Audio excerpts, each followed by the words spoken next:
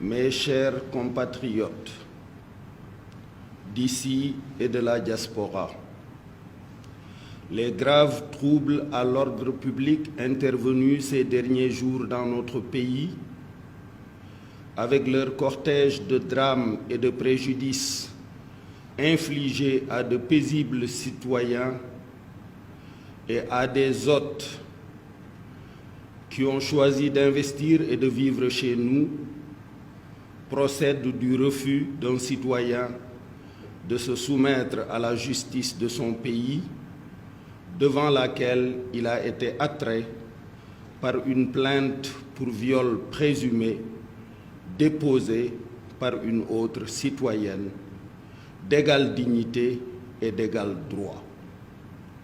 Je voudrais présenter mes condoléances aux familles des victimes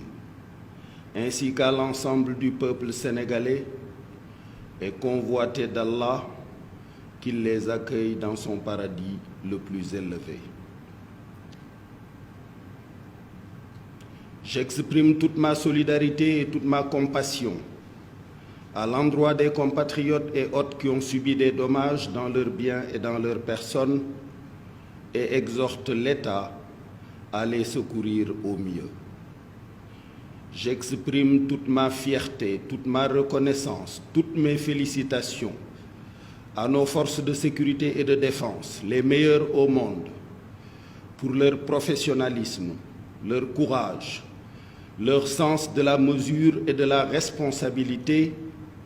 qui ont permis de contenir des assauts d'une violence inouïe avec une admirable maîtrise. Conformément à la recommandation prophétique faite à tout musulman d'être solidaire de son frère qui subit une épreuve,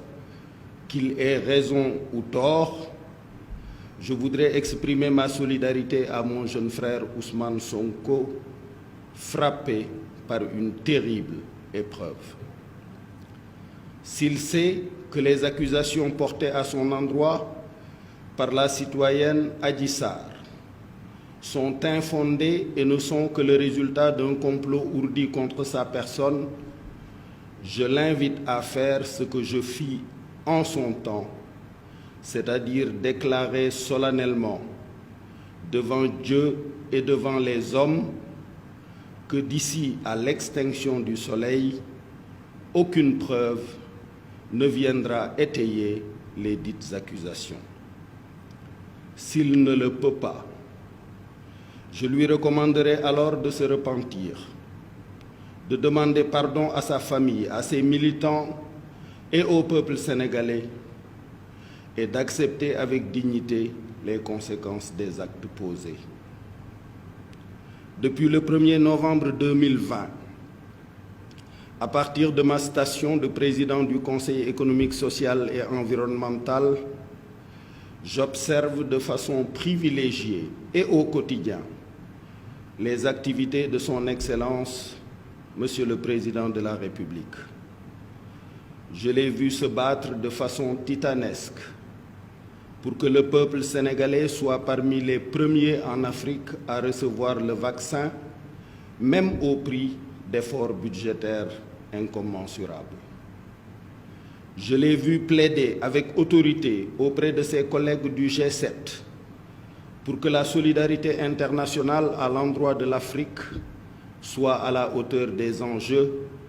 pour venir à bout de cette pandémie qui révèle notre commune vulnérabilité humaine. Je l'ai vu insister pour que l'Afrique dispose de ressources financières conséquentes, au moyen de droits de tirage spéciaux, d'abandon de dettes ou de tout autre mécanisme afin de soulager les entreprises africaines et les investisseurs africains des terribles conséquences de la pandémie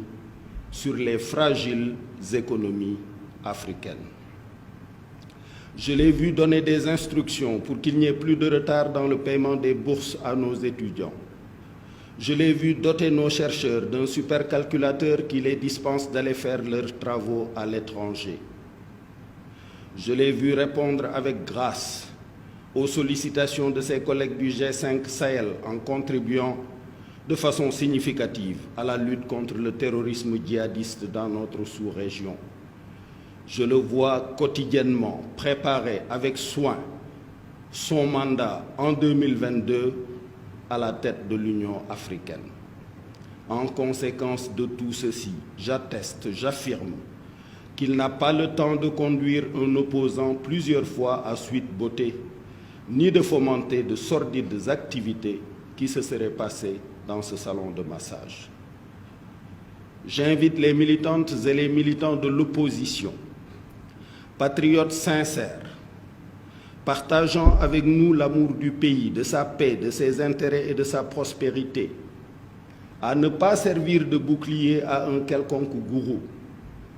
à ne pas se laisser manipuler ni infiltrer par des intérêts encagoulés, nationaux comme internationaux, qui, frustrés de ne pas accéder aux ressources pétrolières et gazières du Sénégal, frustrés de ne pas voir l'État accéder à leurs demandes illégitimes, nourrissent le plan de déstabiliser notre pays. J'incite mon jeune frère Ousmane Sonko, directement ou à travers ses conseils, à s'adresser à ses partisans pour les inviter à cesser toutes activités insurrectionnelles, de pillage ou de déstabilisation du pays. S'il le fait, j'accéderai alors aux nombreuses demandes à moi adressées, dont celle de notre compatriote Alioune Tine, membre éminent de la société civile africaine, d'entreprendre une médiation politique pour le retour rapide au calme. Je sais bénéficier auprès de son Excellence, Monsieur le Président de la République, d'une écoute attentive et respectueuse qui me fait espérer des résultats positifs pour cette médiation, le cas échéant. Aux autres manifestants qui n'ont rien à voir avec l'affaire Sonko-Adji Sarr, mais qui sont également nos fils et nos filles, nos nièces et nos neveux, je veux dire ceci. Nous comprenons vos souffrances et votre mal-être, dus au manque d'emploi et aux difficultés de toutes sortes engendrées par la pandémie, notamment dans cette deuxième phase où l'État n'a pas pu dégager 1000 milliards comme dans la première phase pour venir en aide aux familles et soulager les souffrances. Sachez que ces souffrances et ces difficultés que vous vivez nous pèsent autant qu'à vous. Le président de la République est quotidiennement engagé à y trouver des solutions, car lui comme moi savons que c'est notre devoir, comme nous le faisons avec nos propres enfants, de vous nourrir contre la faim et de vous rassurer contre la crainte.